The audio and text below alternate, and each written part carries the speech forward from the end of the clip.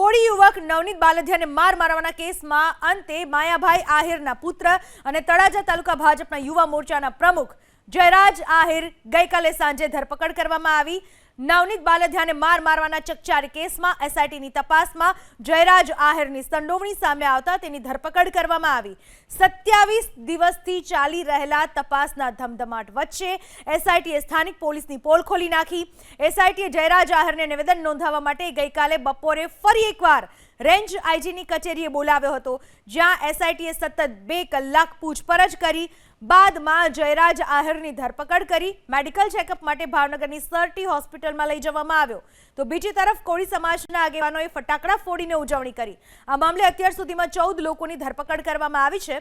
Range IG Gautam Parmar અનુસાર તમામ આરોપીઓના નિવેદન, સાક્ષીઓના નિવેદન અને કોલ ડિટેલ્સના આધારે જયરાજ આહિરને 3 દિવસ પહેલા બોલાવવામાં આવ્યો હતો અને તેની પૂછપરછ કરવામાં આવી હતી। ત્યારબાદ પણ બીજા 2 આરોપીઓની ધરપકડ કરવામાં આવી। જયરાજ આહિરની ધરપકડ બાદ પીડિત નવનીત બાલધિયાએ સરકાર, પોલીસ પ્રશાસન અને એસઆઈટી ટીમનો આભાર માન્યો હતો। જયરાજની ધરપકડના સમાચાર મળતા જ નવનીત બાલધિયા પોતાના વતન બગદાણા પહોંચ્યા હતા। બગદાણામાં નવનીત બાલધિયા હુમલા કેસમાં જયરાજ આહિરની ધરપકડ થતા ઋષિ ભારતી બાપુએ એસઆઈટી અને પોલીસનો આભાર માન્યો। સાથે જ કોળી સમાજના આગેવાનોએ પણ પીડિતની સાથે ઊભા રહીને ન્યાય અપાવ્યો હોવાની વાત કરીને કોઈ પણ ચમરબંધીને ન છોડી કડકમાં કડક સજા આપવાની માંગ કરી।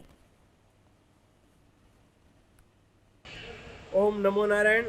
મિત્રો, આજે બગદાણા બબાલમાં પીડિત નવનીતભાઈ બાલધિયાને ન્યાય આપવા માટે એસઆઈની ટીમને ખૂબ ખૂબ ધન્યવાદ છે।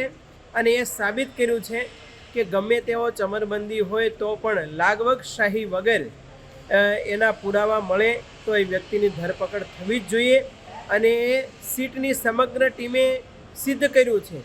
અને આ કામમાં જે કોળી સમાજના યુવા વર્ગ અને સમાજના આગેવાનોએ પણ ખૂબ નવનીતભાઈને મદદ કરવા, એને આશ્વાસન આપવા માટે પ્રયાસ કર્યો હતો અને આજે સીટે એ બાબતમાં પુરવાર કર્યું છે।